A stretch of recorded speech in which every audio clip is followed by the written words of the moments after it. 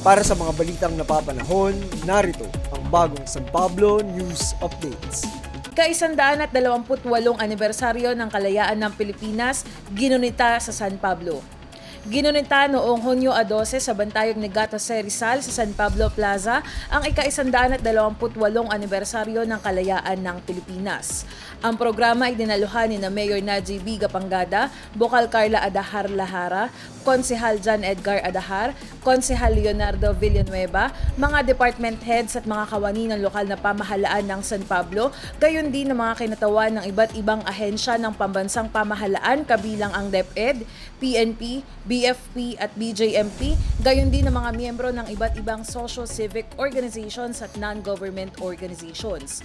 With the leadership of our mayor, I think it is not impossible to create new history not only in education but through his 3 banner programs: health, education, trabaho.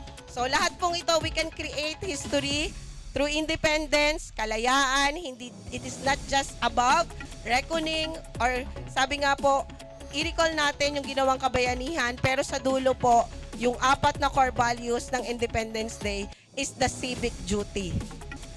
Ulitin ko, civic duty, ano ang taya ng bawat isa, how can we maintain the independence that we have, how can we make or create a new history, not for us, but for the youth and for the learners of the entire San Pablo. Muli po, Happy Independence Day sa ating lahat. Magandang umaga po. Ang kailangan lang po ay talagang pagkakaisa ng ating mamamayan, ang ehekutibo, ang lehislatibo, ang mamamayan. Kailangan po tayo nagkakaisa sa layunin. Ng direksyon po ay walang kundi paunlarin ng ating bayan. At ito po ay kitang-kita ko na kayang-kaya natin. We have the resources, we have the funds, we have everything para po tayo, and we have the leadership, sincere na pananatilihin po natin na San Pablo City is KFC, a cotton-free city ang San Pablo City.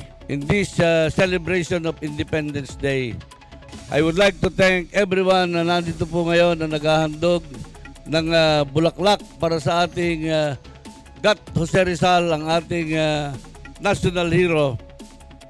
Kaysa po ninyo ang aking damdamin na tayo po ay maghahandog ng mga bulaklak sa ngalan ng ating araw ng kalayaan. Pagkat nakikita ko po, lalaya na ang San Pablo. Nagtapos ang programa sa pag-aalay ng bulaklak sa Bantayog ni Gato C. Rizal ng mga opisyal ng lokal at pambansang pamahalaan kasamang mga kinatawan ng iba't ibang social-civic at non-government organizations bilang pagpupugay sa mga bayani na nagbuwis ng buhay para sa kalayaan ng ating bansa. Para sa bagong San Pablo News Update, ito si Eira Diaz mula sa CIO News and Public Affairs.